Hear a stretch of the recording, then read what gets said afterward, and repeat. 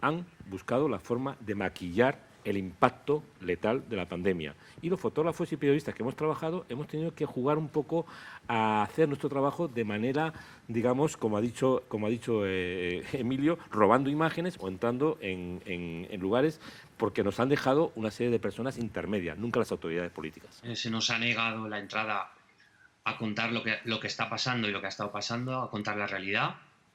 Y hemos tenido que buscar las formas de entrar, como dice Gervasio, en residencias, crematorios, de la manera buscando vacíos legales, robando fotos. Voy a poner un ejemplo claro para que veáis cómo funcionan las cosas. Una vez que yo publiqué un reportaje amplio en Heraldo y en 20 minutos que tuvo bastante impacto sobre las residencias, al cabo de unas 2 o 3 semanas llamaron del equipo de comunicación de un grupo de residencias muy importantes a Heraldo Alagón para preguntar por qué Gervasio Sánchez había entrado en las residencias sin identificarse como periodista. Yo, de hecho, hice las fotografías con teléfonos móviles, porque sabía claramente que si me veían con una cámara me iban a echar a los 2 minutos.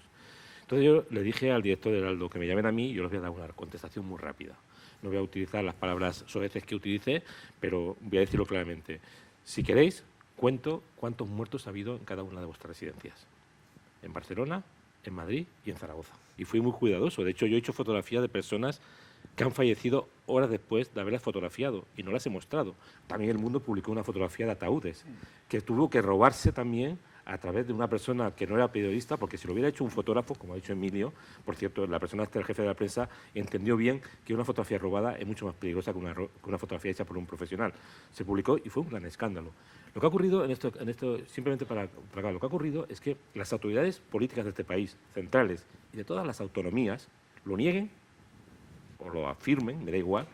Tuve la suerte de poder acceder al crematorio de Zaragoza, en donde se ve una familia despidiéndose de un ser querido fallecido por COVID a través de un cristal protector. Creo que esa imagen retrata la cruda realidad de lo que pues, está pasando.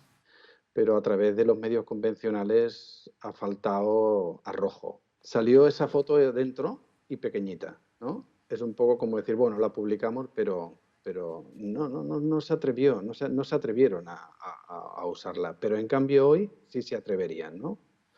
¿Hemos aprendido algo entre medios? Bueno, a mí me demuestra la foto del otro día que a mí me sorprendió cuando la vi en portada del País. Me sorprendió, pero al mismo tiempo me alegró. No solamente por verla publicada en portada del periódico, sino por la reacción que hubo en las redes sociales. El 90 y pico por ciento alto, muy alto de comentarios eran algo parecido a si esta foto se hubiera mostrado hace 4 o 5 meses, probablemente no estaríamos en una segunda oleada.